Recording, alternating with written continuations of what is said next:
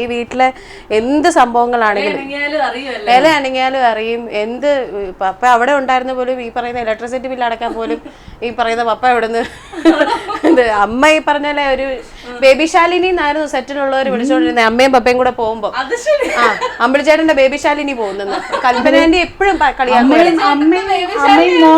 അച്ഛനും മോളും പോകുന്നുകൊണ്ടുപോലെ കൊണ്ടുകൊണ്ടിരുന്നു. കൽപ്പനാന്റി അതാ വരുന്നുണ്ട്, അമ്പിളിച്ചേട്ടന്റെ ബേബി ശാലിനി വരുന്നുണ്ട്. അമ്മയ്ക്ക് ഇച്ചിരി ഷുഗറും കാര്യങ്ങളൊക്കെ ഉള്ളതുകൊണ്ട് രാവിലെ ഈ പറഞ്ഞ പോലെ ഇൻസുലിൻ എടുത്തില്ലെങ്കിൽ ഒരു അമ്മ അറിയാതെ തന്നെ പുള്ളി 2-3 ആപ്പിളൊക്കെ എടുത്ത് അമ്മയ്ക്ക് വെച്ച് അങ്ങനെ ഭയങ്കര കെയറിംഗ് ഒക്കെ ആയിട്ടാണ് കൊണ്ടുപോകൊണ്ടിരുന്നത്. അവസരമായി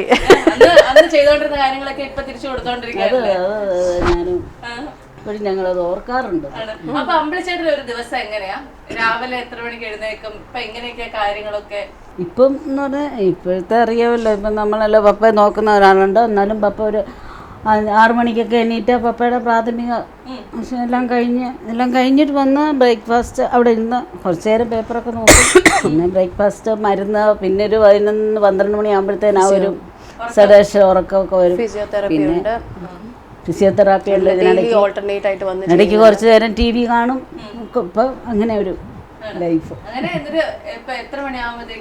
8:30 ആകുമ്പോഴത്തേനും നമ്മള് ഡിന്നർ ഇപ്പൊ കഴിച്ചും ഇങ്ങനെ ഒരു ഇരിപ്പ് ഇങ്ങനെ കൂടുതലായിട്ട് 9 8:30 ഡിന്നർ കഴിച്ചു കഴിഞ്ഞാൽ പിന്നെ ഒരു 9 o'clock ആകുമ്പം പപ്പ കിടക്കും അങ്ങനെ. പക്ഷെ പണ്ടും ഭയങ്കര ചിട്ടയോടെയുള്ള ലൈഫായിരുന്നു. രാവിലെ എനിക്ക് 5 o'clock എണീക്കും. അതിൽ വർക്ക് ഇല്ലെങ്കിലും ഉണ്ടെങ്കിലും പുള്ളി എത്ര ലേറ്റ് ആയിട്ട് ഷൂട്ട് കഴിഞ്ഞ് വന്നാലും 5 മണിക്ക് എണീക്കും. എക്സസൈസ് ഒക്കെ അന്ന് എക്സസൈസ് ഒക്കെ എത്ര ലേറ്റ് നൈറ്റ് വന്നാലും രാവിലെ വെളുപ്പിന് എൻ്റെ എക്സസൈസ് പോയി. അതുകൊണ്ടാണ് ഇത്ര സുന്ദരനായിട്ടിരിക്കുന്നത്. ഷുഗർ അങ്ങനെയൊന്നും ഇല്ല.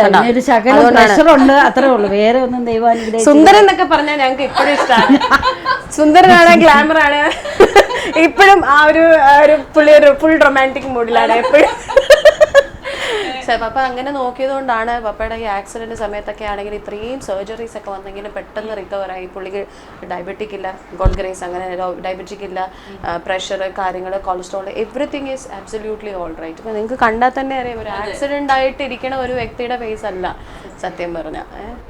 അമ്മ ഞാനൊരു സംശയം ചോദിക്കട്ടെ. അത് കഴിഞ്ഞ് അങ്ങനെ അമ്പിളിച്ചേട്ടൻ അങ്ങനെ സിനിമയിൽ നിന്നൊക്കെ മാറിയപ്പോഴത്തേക്കും അമ്പിളിച്ചേട്ടൻ എപ്പോഴെങ്കിലും ഭയങ്കര വിഷമോ ഡിപ്രഷനോ അങ്ങനെയൊക്കെ ഉണ്ടായിട്ടുണ്ടോ? കാരണം ഇത്രയും തിരക്ക് പിടിച്ച് ഉണ്ടായിരിക്കാം. പക്ഷെ നമ്മൾ ഒന്നും കാണിക്കുന്നില്ല.